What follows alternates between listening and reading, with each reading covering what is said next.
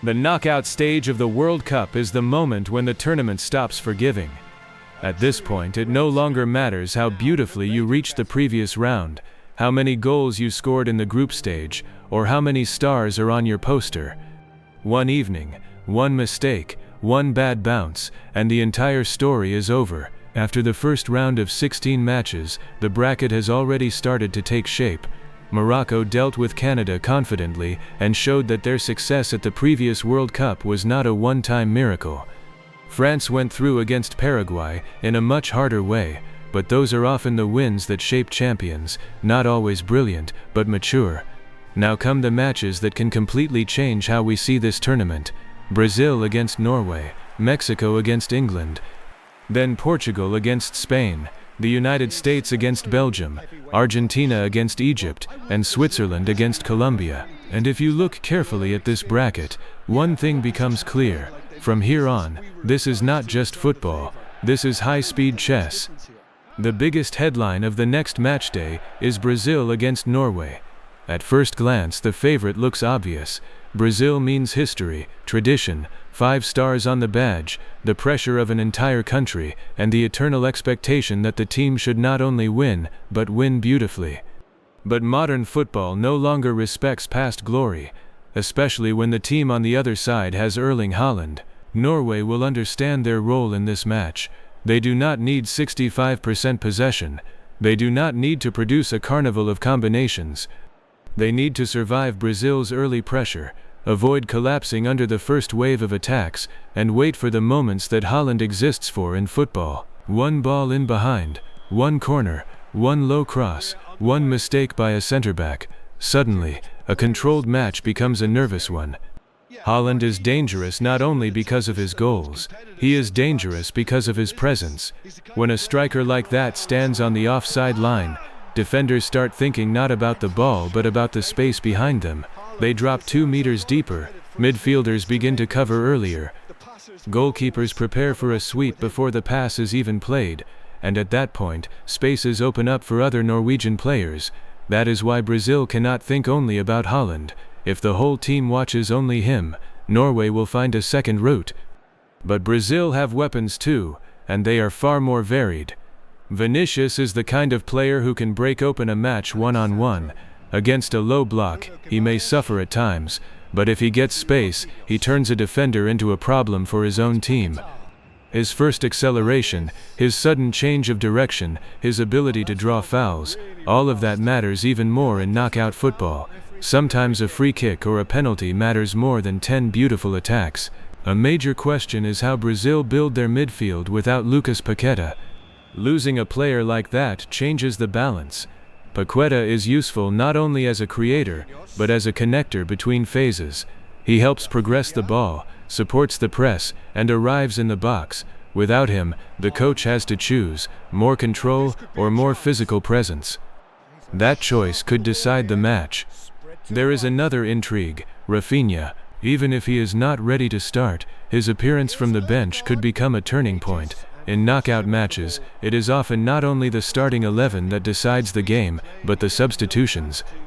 A fresh winger against a tired fullback is a storyline of its own, especially if the match is still tight, heavy and nervous around the hour mark. And then there is Neymar. Maybe not the same Neymar who could once carry an entire attacking plan by himself every week, but still a player whose name changes the atmosphere. For Brazil, Neymar is not just a player, he is an era of expectations, hope, injuries, criticism, beauty and pain. His appearance on the pitch could give the team an emotional push, but it could also create danger. Brazil must not become a team waiting for one man's magic. If we predict the match scenario, the first 20 minutes will be crucial. Brazil will almost certainly try to take the ball, raise the tempo, use the flanks, and force Norway into a low defensive shape. Norway will suffer, wait, look for long balls, and focus on set pieces. If Brazil score early, the match could open up, and that would give the Brazilians space for a second goal. But if Norway keep it 0-0 until halftime, the pressure will slowly shift onto Brazil.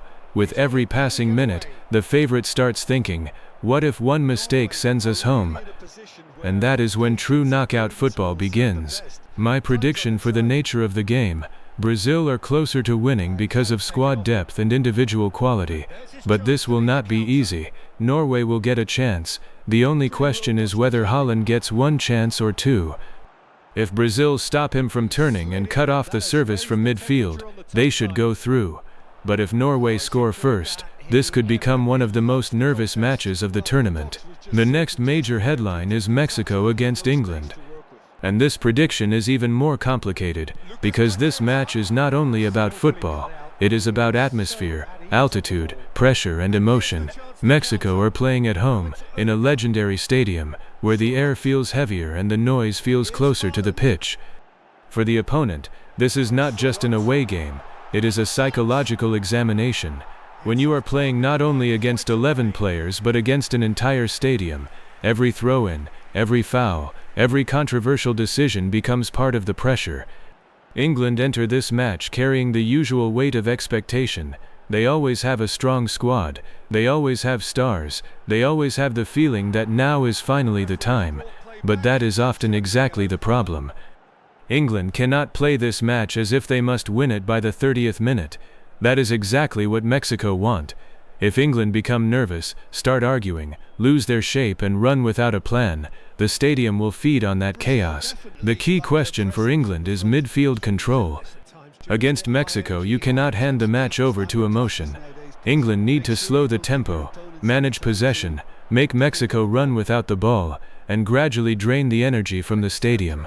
It may not be the most spectacular route, but it is the right one. England do not need to beat Mexico emotionally. That is almost impossible. They need to remove emotion from the match. Harry Kane becomes more than just a striker in that kind of game.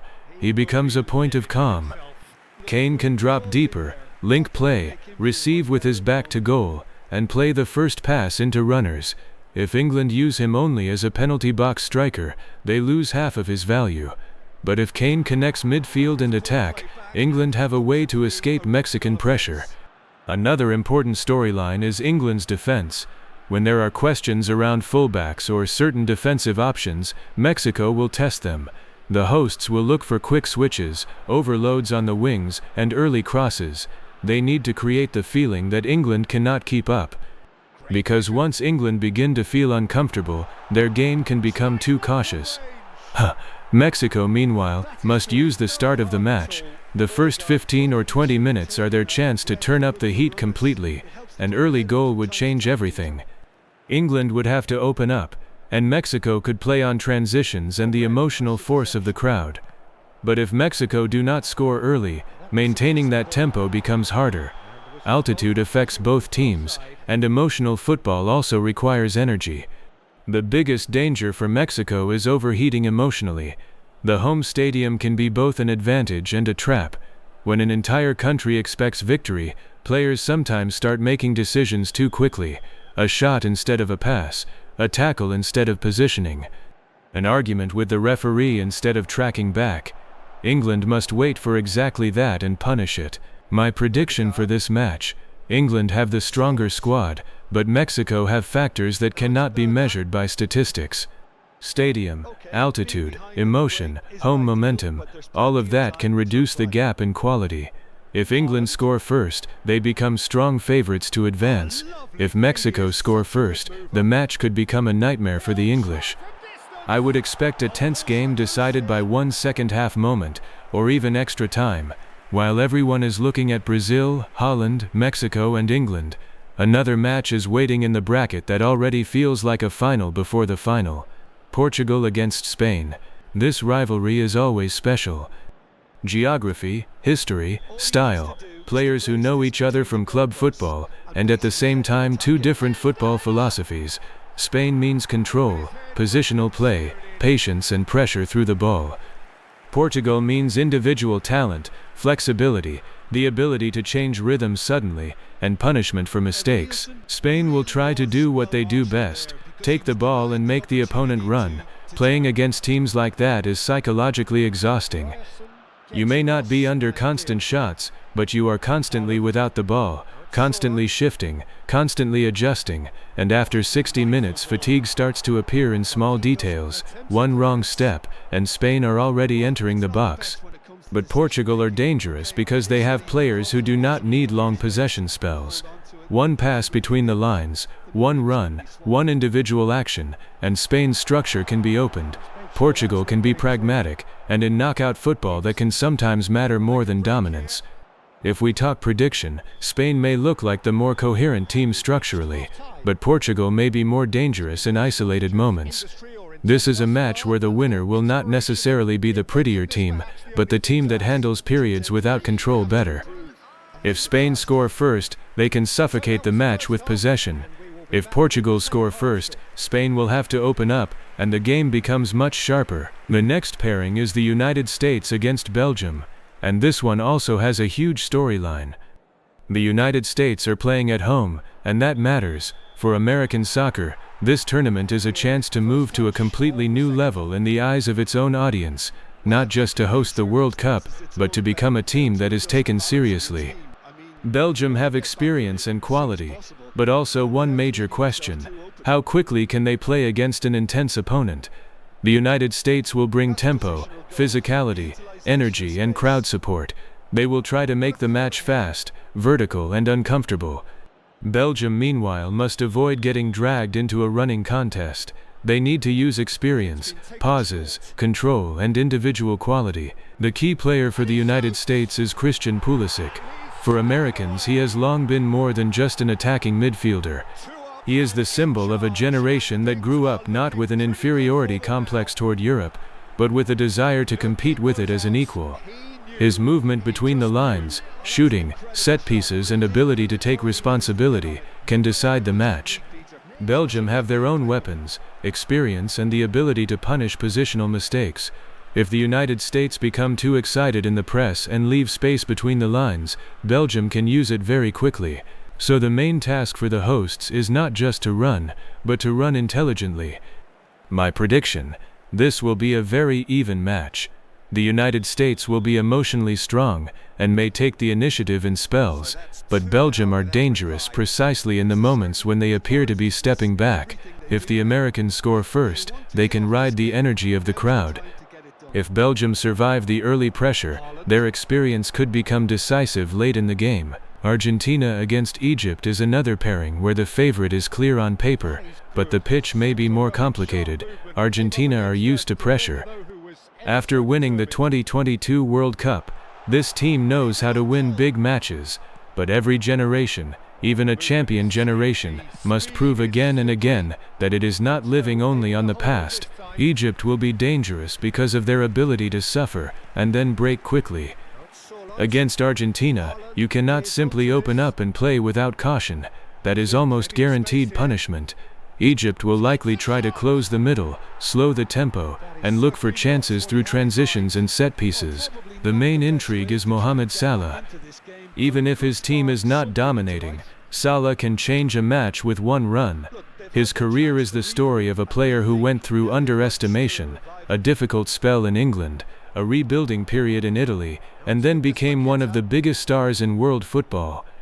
For Egypt, he is not just a captain and leader, he is the man who gives belief. Argentina will have more of the ball and more quality in combination play, but if the match stays level for a long time, the pressure will grow. It is always harder for the favorite when the opponent suffers without collapsing.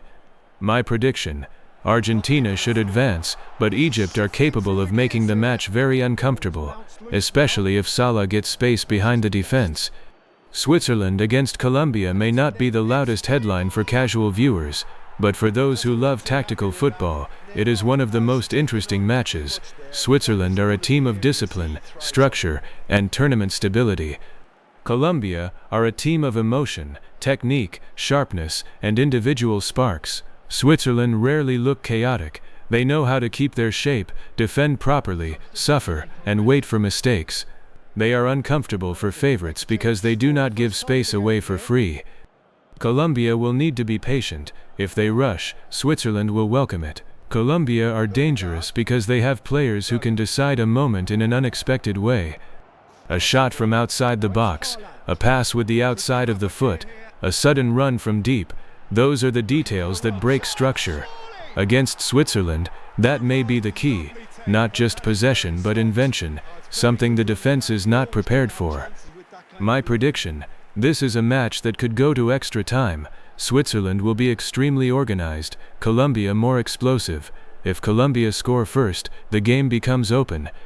If Switzerland score first, Colombia will have to break down one of the most uncomfortable defensive systems in the tournament. So what does all of this mean for the future quarterfinals?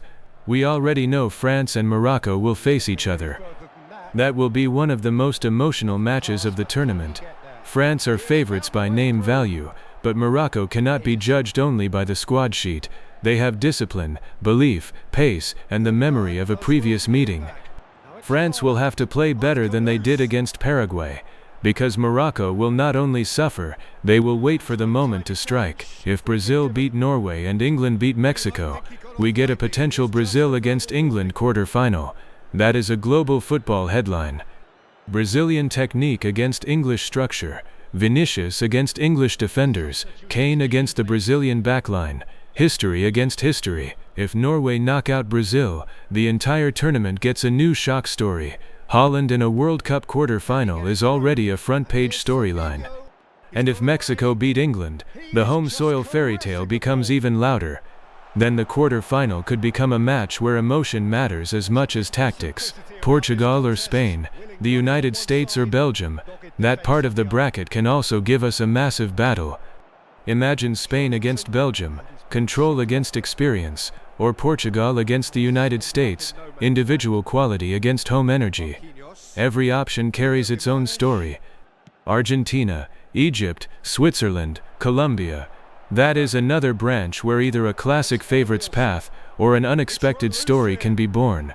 Argentina look like the biggest name, but in knockout football, name value guarantees nothing. Egypt with Salah, Colombia with emotion, Switzerland with structure. Every opponent can make the tournament uncomfortable. If we summarize the prediction picture, the upcoming matches may separate teams into two groups. The first group, teams that simply reach the knockout stage. The second group, teams that are truly ready to win the World Cup. Brazil must prove that they are not only beautiful but mature. England must prove they can handle pressure. Mexico must prove that home energy can be a strength and not a burden. Norway must prove that they are not only the team of Holland. Portugal and Spain must prove which of them is better prepared for a massive match. The United States must prove that hosting the World Cup is not just a celebration.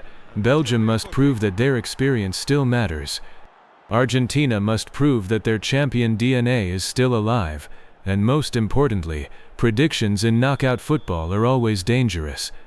You can spend hours analyzing systems, injuries, player form and statistics, but then one player makes one run, one shot, one pass, and the entire analysis is thrown aside.